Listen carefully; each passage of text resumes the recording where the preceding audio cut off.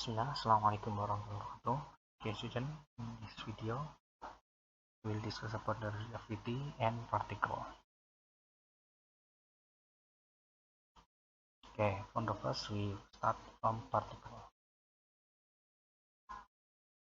In this picture, there are atomic models. Yeah. From the first is Dalton model. Yeah. Dalton model starts from the assumption that atom A tidak bisa ya, atomos berarti terpecahkan, berarti A itu atomos berarti zat yang tidak bisa dipecahkan lagi. Dalam artian di sini zat yang tidak bisa dipecahkan adalah zatnya itu memiliki sifat yang sama dengan sifat benda besarnya, kemudian dipecah-pecah sampai ke sifat yang tidak bisa dipecah lagi, dalam artian sifatnya masih sama seperti atasnya. Karena sebenarnya atom sendiri itu berisi dengan proton, neutron, dan elektron, tapi itu sifatnya sudah berbeda dengan atom itu sendiri. Ya. Kemudian setelah Dalton menemukan atom, teori selanjutnya adalah Thomson. Thomson di sini menemukan adanya awan proton ya, awan proton. Jadi ada sebuah atom itu digambarkan sebagai proton di sana, kemudian elektron itu tersebar seperti roti kismis ya. Nah, ini modelnya Thomson. Ya. Dia baru menemukan bahwa elektron tersebar di keseluruhan atom. Kemudian Rutherford ini yang melakukan penelitian lebih detail, dia menemukan bahwa elektron itu tidak tersebar secara merata seperti Thomson mengatakan, tapi elektronnya itu di sini berada pada lintasan-lintasannya, yang mengorbit pada lintasan tertentu. Hanya saja Rutherford belum bisa menjelaskan tentang adanya radiasi ya dari elektron yang memancarkan sinar radiasi. Kemudian disempurnakan lagi oleh Bohr. Bohr di sini sudah membuat tingkatan-tingkatan kulit elektron, sehingga dia bisa menjelaskan tentang adanya elektron yang melakukan ionisasi ya dengan cara memancarkan cahaya atau mungkin menyerap energi cahaya. Nah, sebenarnya ada model mekanika kuantum yang ini juga dibahas di kimia, hanya saja untuk pembahasan di fisika SMA itu belum ke sana. Tapi kalau untuk fisika yang kuliahan sudah membahas untuk model mekanika kuantum. Nah, ini tadi yang dilakukan oleh Rutherford, bagaimana dia menemukan bahwa ternyata atom-atom itu kebanyakan ruangnya adalah kosong ya. Dia menembakkan partikel alfa kepada lempengan emas dan kemudian didapatkan kebanyakan dari sinar alfa tadi itu diteruskan ya, sedikit sekali yang dipantulkan ataupun bergeser. Hal ini menunjukkan bahwa kebanyakan ruang dalam atom itu kosong. Kalau bisa dibayangkan sebagai atom itu stadion bola, maka elektron yang ada di sana hanya seperti bola kasti yang kecil sekali ya. Bayangkan stadion bola dengan bola kasti. Nah, makanya sisa ruangnya adalah kosong. Kemudian kita masuk kepada atom dan radioaktivitas. Atom tadi sudah kita jelaskan ya tentang adanya proton dan juga elektron. Nah, di sini inti atom yang kita sebut sebagai nukleus itu berisi ada proton dan neutron ya. Namun proton dan neutron ini ketika hanya menyebutkan partikel keduanya saja, maka kita bisa menyebutnya sebagai nukleon. Nah, nukleon hanya partikel proton dan neutron saja. Adapun di inti atom ada fenomena lagi selain partikel proton dan neutron ya, ada daya ikat dan ada energi ikat, nanti dibahas di bawah ya. Kemudian yang berada di luar inti atom ya, itu adalah elektron yang berada di kulit-kulitnya tadi, dia bisa bergerak bebas. Kemudian cara penamaan atom, yaitu di sini kita lihat contohnya adalah atom helium ya, yang terdiri dari 2 proton, 2 neutron, dan 2 elektron. 2 proton ini adalah sebagai penanda atom ya. Maka dari itu diberi nama nomor atom, yaitu diletakkan di kiri bawah. Ya, nomor 2 berarti helium. Kemudian nomor massa itu adalah yang berada di inti atom ya, karena inti atom ini sebagai penentu atom ini massanya berapa. Kalau elektron itu kan sangat kecil sehingga tidak mempengaruhi massa atom, kecil sekali. Nanti kita bahas juga di bawah. Nah, maka dari itu di sini nomor massanya adalah karena 2 proton dan 2 elektron yang ada di inti, maka 2 tambah 2 jadinya 4. Nah, ini itu. Kemudian tadi kita sudah tahu ya, di nomor massa itu inti atom ya adalah gabungan proton dan juga neutron. Hanya saja nanti variasi di sini adalah ketika jumlah neutron itu tidak sama ya, meskipun dia adalah atom dengan proton yang sama. Nah, ini yang disebut sebagai isotop. Contohnya nih, karbon 12, karbon 13, dan karbon 14. Di dalam atom karbon, proton nilainya ada 6, jumlahnya ada 6. Itu menunjukkan dia atom karbon. Tapi neutronnya bisa 6, bisa 7, bisa 8, dan bisa juga yang lain. Ini menunjukkan bahwa ada namanya isotop ini. Nah, ya. Tiap atom ada yang memiliki isotop seperti ini, tergantung nomor masanya berapa. Nah, dari isotop-isotopnya tadi ada contohnya karbon ini, maka kita akan mengenal ada grafik yang sebelah kanan ini. Grafik sebelah kanan ini adalah untuk menunjukkan adanya kestabilan maupun ketidakstabilan dari sebuah isotop. Ya, kita lihat grafiknya. Untuk atom dengan nomor kecil ya dari 1 sampai mungkin sekitar 16 dalam grafik ini dapat diperlihatkan, itu atom yang stabil itu berada pada kondisi di mana nilai proton dan nilai neutron itu sama. Ini adalah atom yang stabil. Atom yang stabil adalah atom yang tidak melakukan perubahan kondisi pada atom itu sendiri ya. Dengan atom yang tidak stabil, ya namanya juga tidak stabil, maka dia melakukan pengkondisian akan stabil. Pengkondisinya bisa berubah dengan mengeluarkan radiasi sinar cahaya ataupun dengan berubah jadi atom yang lain, pecah ya menjadi 2 atau 3 atom yang lain. Dan di sini kita lihat atom yang ukuran menengah ya dari 16 sampai 82, kita lihat kestabilannya itu adalah justru ketika jumlah neutron lebih besar daripada jumlah proton. Sedangkan untuk atom yang ukuran besar, ukuran 82 ke atas, kita lihat tidak memiliki isotop yang stabil sama sekali. Jadi mereka dalam keadaan alami langsung melakukan peluruhan ataupun pecah jadi atom yang lain. Nah, atom yang tidak stabil itu bisa kita lihat ya, itu ada tipe-tipe peluruhannya berdasarkan warnanya ya. Ada beta positif yaitu positron ya, elektron positif. Beta negatif itu adalah sinar beta ya, ini adalah partikel elektron. Kemudian alfa, fission, proton, neutron dan sebagainya. Jadi kita ambil contoh yang atom karbon ini ya. Untuk isotop yang C12 itu dia stabil ya, maka warnanya hitam di sana. Namun untuk di atasnya C12 ya, maka dia warnanya biru. Berarti di sini atom karbon isotop selain C12 yang berada di atasnya itu mengeluarkan sinar beta agar dia bisa stabil. Kemudian kalau yang di bawahnya itu akan mengeluarkan sinar alfa ataupun sinar ataupun proton ya, kita bisa lihat itu di grafiknya. Nah, untuk atom yang besar itu bahkan ada yang tidak stabil, dia bisa pecah jadi atom yang lain ya, warna hijau atau fission itu.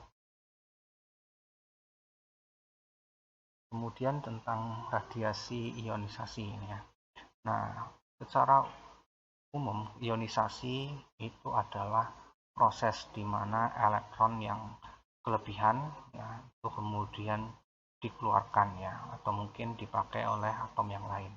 Nah, kalau dalam radiasi yang secara biasa itu misalnya NaCl ya, natrium dan klorida, itu elektron valensi Na kan 1, elektron valensi klorida 7, maka biar stabil kan harus 8 elektron valensinya, sehingga nanti elektron yang 1 itu dari natrium akan dipakai oleh klorida. Nah, ini menjadi NaCl.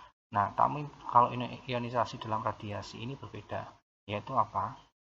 Elektron yang berada di luar ini dia diberikan foton ya, fotoelektron atau elektron cahaya. Dan ini merupakan energi elektromagnetik, sehingga ketika elektron tadi dikenai cahaya foton, maka elektron ini akan terpental. Karena apa? Foton itu memiliki sifat sebagai gelombang juga. Ya. Cahaya punya sifat sebagai gelombang dan juga punya sifat sebagai partikel.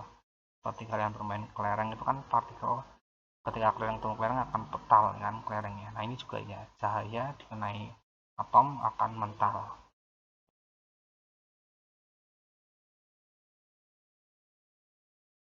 Nah, elektron yang kental tadi itu ya, itu kan kalau kita pikirkan kok kena cahaya kok kental ya, berarti kan kita menyinari sebuah bendanya tidak ada pengaruh apapun ya. Kalau bendanya besar tidak akan berpengaruh, kalau bendanya kecil seperti elektron dia akan berpengaruh ya. Jadi dia terpental seperti kita nyentrik kelereng ya, selentik kelerengnya itu dengan kelereng yang lain, maka akan mental kedua kelerengnya ya, seperti tumbukan dalam momentum. Nah, ini sebenarnya bisa terjadi seperti ini karena elektron tadi itu menyerap energi dari foton. Ketika dia menyerap energi dari foton, maka kelebihan energinya akan menjadikan elektron mampu melawan gravitasi dari inti atom. Nah, sama seperti di medan gravitasi yang sudah pernah kita bahas, maka nanti ketika energi kinetiknya lebih besar daripada energi gravitasi, maka elektron itu akan terpental dari gravitasi inti atomnya. Nah, setelah itu maka akan menjadi elektron yang bebas. Nah, ini adalah ionisasi dengan cara radiasi. Nah, kemudian kita memperkenalkan adanya beberapa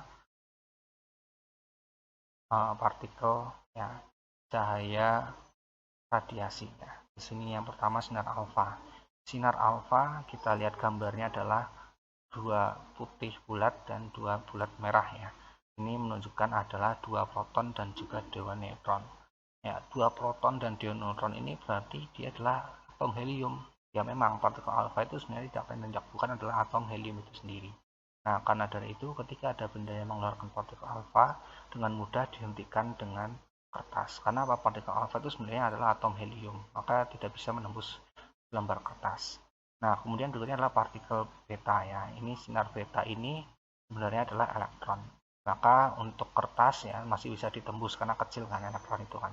Jadi sudah kita bayangkan ya. Nah, namun dia kemudian dihentikan oleh plat aluminium ya. Nah, selanjutnya ada sinar X dan sinar gamma. Ini adalah sinar-sinar yang tidak bermassa dan tidak bermuatan. Maka dari itu dia bisa menembus kertas, bisa menembus plat aluminium.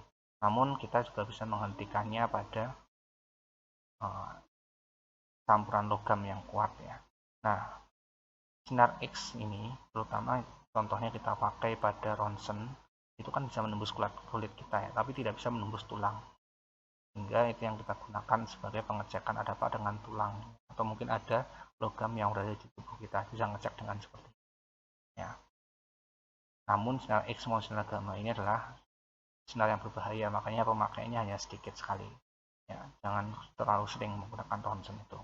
Kemudian yang paling bawah adalah pancaran sinar neutron ya. Neutron tadi kita sudah tahu ya. Nah, neutron ini bisa nembus sampai ke kumpulan logam, itu bisa ditembus. Namun dia akan berhenti pada beton ya, yang cukup tebal dia akan berhenti. Contoh penggunaannya adalah pada reaktor pembangkit listrik tenaga nuklir. Nah, di sana kan cukup tebal ya bongkahan dari betonnya, sehingga reaksi nuklir yang menghasilkan neutron tadi tidak bisa menembus dari betonnya. Berikutnya adalah transformasi nuklir. Di sini kita perkenalkan ada 3 peluruhan utama. Decay artinya itu peluruhan. Pertama adalah alpha decay, peluruhan sinar alpha. Kemudian peluruhan beta, dan ketiga peluruhan sinar gamma. Kita lihat dulu gambar yang kiri bawah. Nah, di sana di tiga partikel tadi ditembakkan secara bersamaan namun melewati pelat bermuatan. Partikel beta kita perhatikan tadi kan adalah elektron ya, maka dia akan dibelokkan menuju kutub yang positif ya. Kalau partikel alfa tadi kan mengandung proton, nah, protonnya ada 2 ya kan, maka dia akan dibelokkan ke plat yang negatif. Namun pembelokannya kita lihat yang beta lebih jauh daripada yang alfa. Karena apa? Beta lebih ringan daripada alfa. Ya, sehingga yang beta dibelokkannya lebih jauh. Dengan sinar gamma itu tidak punya massa dan juga tidak punya muatan, maka dia akan lurus-lurus saja ketika dilewati pada muatan. Kemudian kita lihat pada gambar yang sebelah kanan itu ada 3 reaksi nuklir ini ya, dari peluruhan 3 jenis sinar ini. Yang pertama adalah paling atas, peluruhan sinar alfa. Ada atom Ra ya, nomor atomnya 88, nomor massa 226. Ini adalah kondisinya tidak stabil. maka dari itu atom Na ini akan memancarkan sinar alfa. Nah, ketika dia memancarkan sinar alfa, maka dia akan berubah menjadi atom yang lain, yaitu atom Rn. Kenapa? Karena sinar alfa itu tidak lain bukan adalah helium tadi. Nah, kita perhatikan, tadi kan angkanya nomor atom 88, nomor massa 226. Nah, karena Rn itu hanya 86 dan 222, maka ini adalah peluruhannya sinar alfa, yaitu 42. Di bawahnya ada peluruhan sinar beta, yaitu iodin 131, ya kan? Karena peluruhannya sinar beta, maka akan mengeluarkan elektron. Nah, berarti nomor atomnya harus bertambah 1, biar nanti pas kiri dan kanan sama-sama 53, ya kan? Nah, kalau yang bawah itu adalah peluruhan sinar gamma. Karena sinar gamma tidak punya muatan dan juga tidak punya massa, maka peluruhannya tidak merubah atom itu, ya, tetap Bi atomnya. Nah, hanya saja atom Bi-nya dari yang tidak stabil menjadi stabil. Ini adalah contoh saja. Kejadian pada nyataannya cukup banyak, ya, peluruhan dari sinar-sinar ini. Kemudian kita masuk ke radiasi dan waktu paruh. Nah, yang pertama adalah cara mendeteksi radiasi. Gambar sebelah kanan ini adalah negatif film. Mungkin di zaman kalian sudah jarang yang pakai negatif film seperti ini, ya. Kalau zaman saya dulu, foto, video, semuanya masih pakai negatif film. Nah, negatif film ini cara kerjanya adalah ketika kita mengambil foto, ya, maka cahaya dilewatkan kepada negatif film, sehingga kemudian negatif film ini akan peka, mengalami perubahan mengikuti cahaya yang melewati. Jadi ini sangat peka terhadap adanya cahaya. Nah, ini terjadi ketika penemuan pertama dari benda yang memancarkan sinar radiasi, yaitu ceritanya ada barang tambang yang kemudian dibawa pulang oleh pemiliknya, ditaruh di laci rumahnya. Ketika di laci dalam kamarnya itu, ternyata di situ juga disimpan tadi negatif film dalam keadaan masih tutup rapat oleh bungkusnya. Namun ketika mau dipakai ternyata negatif filmnya sudah rusak, padahal masih terbungkus rapi. Nah, ini terjadi karena apa? Tadi benda yang dari tambang tadi kan sebenarnya menghasilkan sinar radiasi, hanya saja kita tidak bisa melihat sinarnya. Dan sinar radiasi ini, ya, seperti yang sudah kita bahas tadi, mampu menembus beberapa bahan, apalagi hanya bungkus dari negatif film ini. Nah, kemudian jadinya rusak, toh. Nah, ini ketika awal-awal ditemukannya ini belum diketahui bahwa itu penyebabnya adalah batu yang punya tadi radiasi. Nah, kemudian ternyata secara berangsur-angsur orang yang menyimpan batu tadi meninggal karena darahnya berkurang demi sedikit. Nah, ini akhirnya perlu diketahui ternyata radiasi itu memberikan efek pada tubuh kita. Kemudian cara mengecek radiasi dengan cara lain adalah menggunakan tabung Geiger-Müller ini. Tabung Geiger-Müller ini adalah tabung yang dapat mengecek adanya radiasi dengan cara apa? Di sana ada anoda dan katoda yang bermuatan positif dan negatif itu, maka ketika ada radiasi yang berbentuk ion, maka mereka akan menempel pada salah satu katodanya. Nah, ketika terjadi penempelan inilah kemudian nanti sensornya akan menghasilkan memasukkan nilainya dan juga suaranya, sehingga kita tahu di situ ada radiasi dengan tingkatan sekian. Nah, kemudian ini adalah radiasi yang ada di sekitar kita.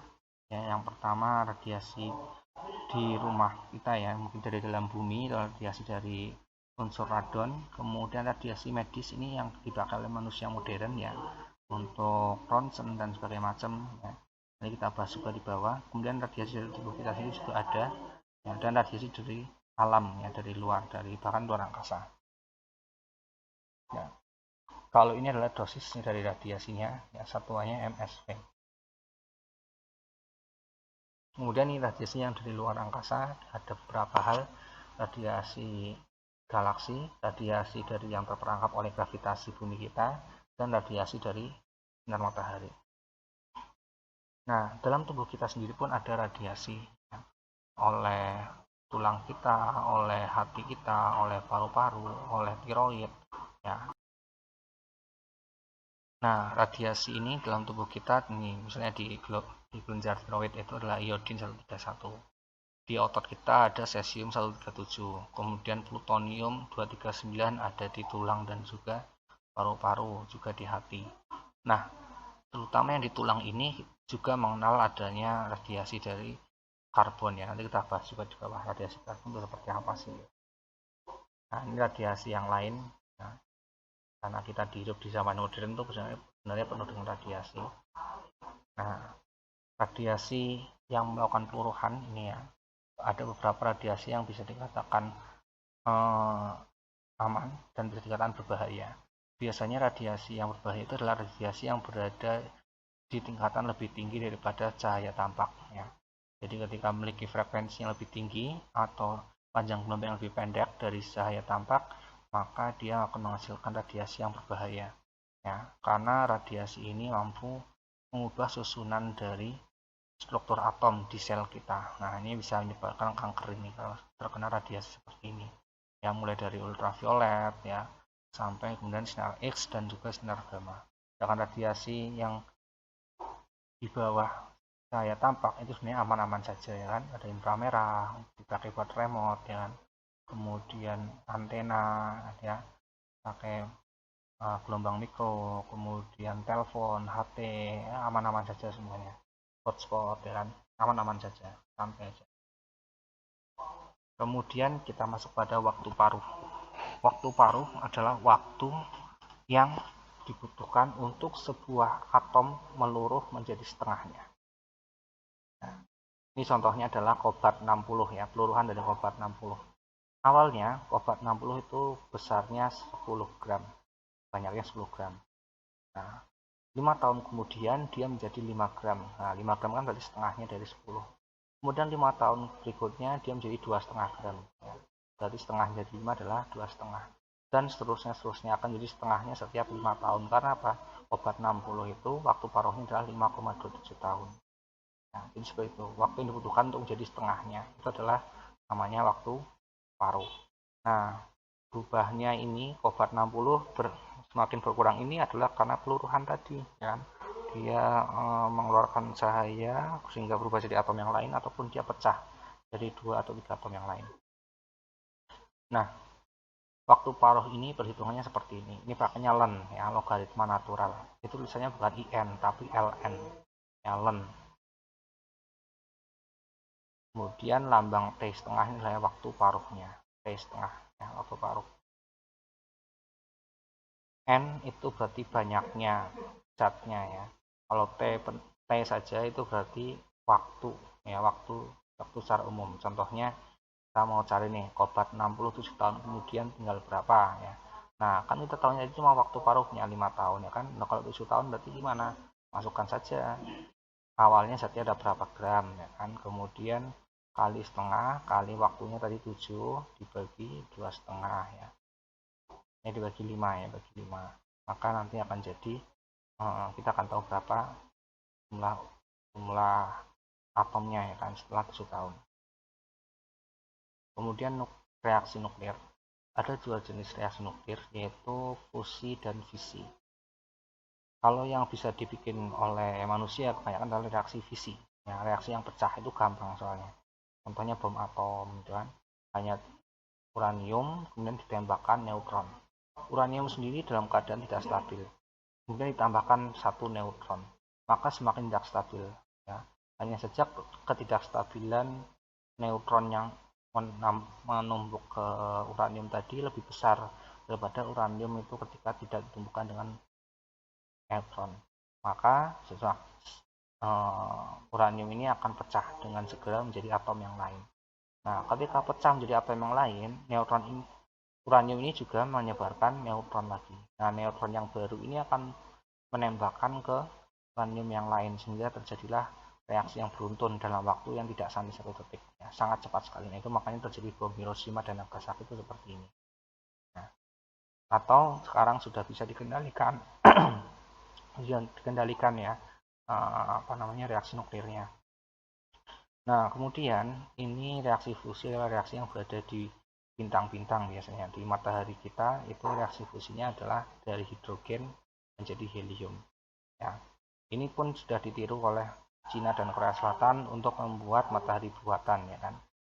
Dari hidrogen bergabung dengan hidrogen yang lain, kemudian berubah jadi helium. Hidrogennya ini adalah hidrogen isotopnya, yaitu hidrogen yang 21 dan juga 31 ya. Bukan kemudian satu-satu. Yang satu-satu itu kan yang hidrogen biasa ya kan. Nah, hidrogen yang deuterium dan juga tritium ini yang kemudian bersatu membentuk helium. Nah, setelah itu maka tersisa satu neutron yang pergi. Ya, ini adalah salah satu reaksi fusi. Kemudian ketika manusia mulai menggunakan memanfaatkan reaksi nuklir, maka contohnya seperti ini. Ya, reaksi nuklir seperti saya sampaikan, ya, reaksi nuklir yang fisi, ada dua gambar itu, dua gambar sebelah atas itu adalah reaksi nuklirnya dari fisi. Yang sebelah kiri jadi atom CS dan Rb, yang sebelah kanan jadi atom Kr dan Ba. Jadi terserah ini mau pilih yang mana dari atom uraniumnya ya. Yang jelas kita lihat skemanya sama, itu ketika atom uranium 235 ditembakkan neutron kemudian jadi tidak stabil, dan tidak kestabilan itu yang kemudian menjadi berubahnya ya atom uranium menjadi atom yang lain. Oke, nah kalau di pembangkit listrik tenaga nuklir kita lihat itu reaksi nuklir hanya berada di reaktor pressure vessel ya, berada di tengah-tengah situ. Ada batang kontrol di sana. Batang kontrol itu adalah semacam pembatas dari satu ruang ledakan ke ruang ledakan yang lain. Nah, ketika reaktor nuklir dinyalakan ya, kemudian terjadi uraniumnya itu bereaksi ya, meledak dan segala macamnya, maka nanti ledakannya dilihat cukup atau tidak. Kalau ledakannya kurang besar, maka akan dibuka batang kontrolnya sehingga akan menjalar ke ruang-ruang berikutnya. Nah, ketika terjadi reaksi nuklir yang besar seperti ini, maka akan timbul panas. Nah, panas itu yang kemudian dialirkan kepada air yang diambil dari sungai ataupun laut. Nah, air ini yang kemudian menggerakkan turbin. Nah, setelah turbinnya berputar, maka uap airnya akan mendingin kembali. Nah, oke, seperti itu. Sehingga asap dari reaksi nuklir ini itu masih aman ya, karena dari H2O. Kemudian, nah ini defek massa seperti saya sampaikan tadi ya. Apa itu defek massa? Jadi tadi kan kita sudah menghitung ya kan, bahwa atom ya, itu memiliki massa atomnya, itu kita sebut dengan nomor massa. Nah, namun pada kenyataannya kita perhatikan di sini, misalnya atom C16 itu masanya kita timbang adalah 16,01 sekian ya. AMU itu astronomical mass unit ya.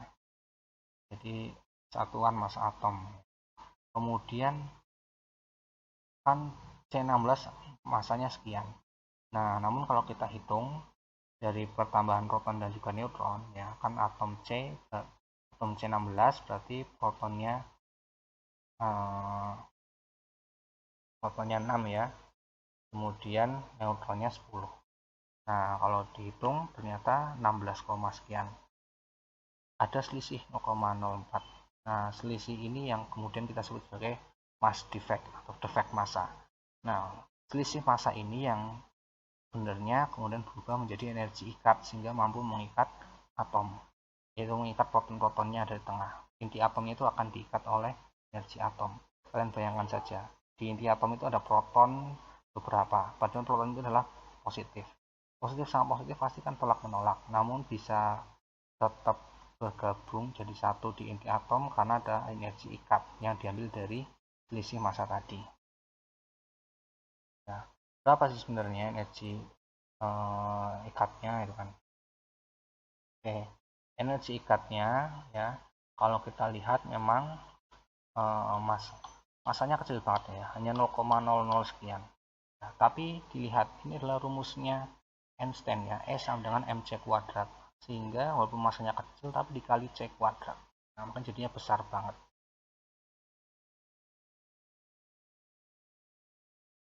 Nah, jadi masanya dikali dengan C kuadrat. C saja itu 3 kali 1048.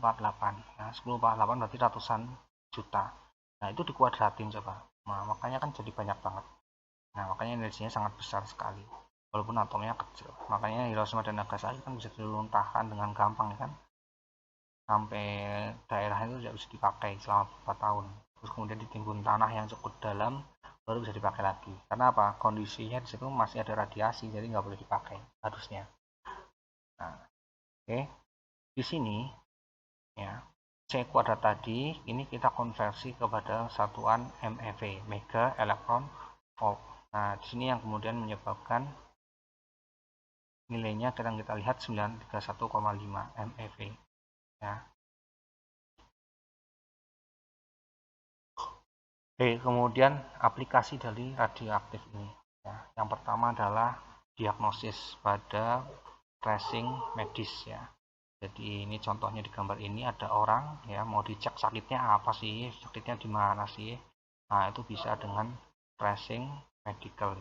Yaitu apa? Orangnya disuruh minum cairan yang bersifat radioaktif tapi aman ya buat tubuh kita. Nah, nanti dari cairan radioaktif ini kan akan memancarkan sinar cahaya. Dan sinar ini yang kemudian kita runut ya dari alat itu akan kelihatan. Oh, ini penyakitnya di yang warna merah atau warna kuning gitu kan. Ya, karena tadi kita menangkap cahaya dari cairannya. Nah, selain untuk tracing, dalam dunia kedokteran pun radiasi bisa digunakan untuk radioterapi. Ya, contohnya ini orang pakai radioterapi. Ada lagi penggunaan radiasi dalam bidang kesehatan adalah mau sterilisasi dari barang-barang kedokteran. Jadi setelah dipakai, maka alat kedokteran itu akan disterilisasi ya. Dimasukkan ke sebuah tempat yang berisi sinar ultraviolet. Sehingga nanti kuman-kumannya akan hilang, akan mati sendiri. Kemudian penggunaan radioaktivitas dalam industri. Ini contohnya adalah pengecekan apa ada atau tidaknya dari suatu pipa besi ini mengandung kebocoran. Caranya gimana ya? Ya, kalau pakai mata susah nanti lihatnya bocor mana yang enggak ya kan. Maka pakai alat, yaitu apa? Di salah satu sisi ditempelkan alatnya ini, kemudian di sisi yang lain ditempelkan sensornya. Nah, ketika nanti sensornya menangkap ya ada keretakan pada alatnya, maka pasti akan bilang ya konsep pasti alatnya akan ngasih tahu ya kan, oh di sini ada bahaya ya kan, jangan dipegang. Nah, kemudian penggunaannya adalah ini untuk mengecek tambang ya. Jadi orang-orang mau menambang itu enggak sekedar nambang sak-sae tanah, tapi dicek dulu ini tanah ini tuh ada pemiliknya atau enggak, terus kemudian ada kandungan zatnya apa ada dalamnya, itu apa dengan cara ini ya, pakai radioactivity. Jadi dipancarkan secara radioaktif, kemudian senjata itu akan diterima oleh detektor. Ketika penerimaannya sedikit berbeda dengan yang ada di bukunya, berarti ini terjadi pengerukannya untuk zat mineral yang ada di dalam tanah itu ya. Jadi ini nggak sembarangan, orang geodesi itu nggak sembarangan ya, ketika dia menentukan oh tempat ini ada emasnya atau ada minyaknya, nanti itu sambil dihitung kira-kira emas dan minyaknya itu jumlahnya ada berapa. Dengan jumlah segitu dihitung juga apakah mungkin untuk kemudian biaya personal atau mungkin menggusur orang-orang situ ya, misalnya mau dibuat tambangnya besar. Nah, itu akan dihitung oleh orang geodesi sampai selesai. Setelah sudah jadi hitung-hitungannya, baru nanti orang-orang sosial yang akan melakukan pendekatan kepada warga. Oke, ini ya. Kemudian berikutnya adalah ini ada di pabrik-pabrik tambang ya. Jadi setelah tadi zatnya sudah ditambang, kemudian kan masih gelondongan itu. Nanti akan dicek oleh komputer. Jadi pabriknya masuk dulu ya, setelah pabriknya masuk ya, bahan-bahannya tadi masuk, terus kemudian akan dilewatkan cahaya ini, dicek ya, di scan. kira-kira isinya apa aja sih batu itu, ya kan kelihatan tuh itu. Nah, batunya akan apa aja, nanti akan ketemu ya.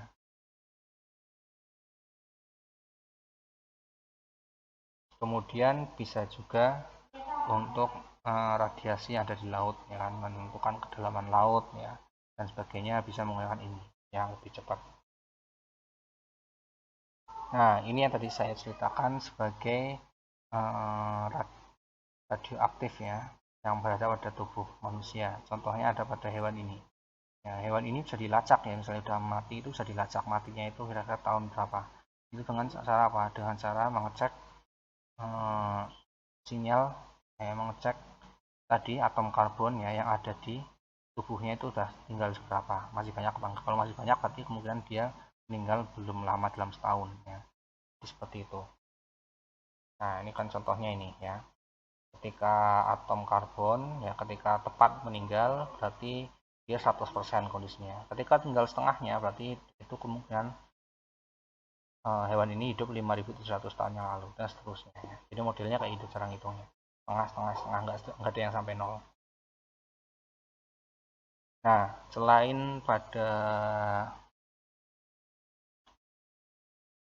tadi tulang, juga terdapat pada batuan-batuan juga seperti itu ya. Di batuan-batuan itu juga kita bisa mengetahui ini batuan ini pada zaman berapa. Jadi apa? Dari cahaya yang dipancarkan ya, sinar cahaya yang dipancarkan itu akan membentuk lapisan batuan itu seperti apa ya, apakah dia di zaman Paleozoik atau di zaman yang lain, kita akan bisa lihat. Nah, ini salah satu cara adalah alat pelindung diri ya, biar orang-orang yang bekerja di tempat-tempat atom ini aman ya dari sinar radiasi, karena pas sinar radiasi itu cukup berbahaya ya, bisa menyebabkan kanker ataupun kemandulan ya, itu seperti itu ya. Makanya orang-orang yang bekerja di tempat-tempat nuklir seperti ini ya, entah fisioterapi, ronsen, atau mungkin di apa namanya,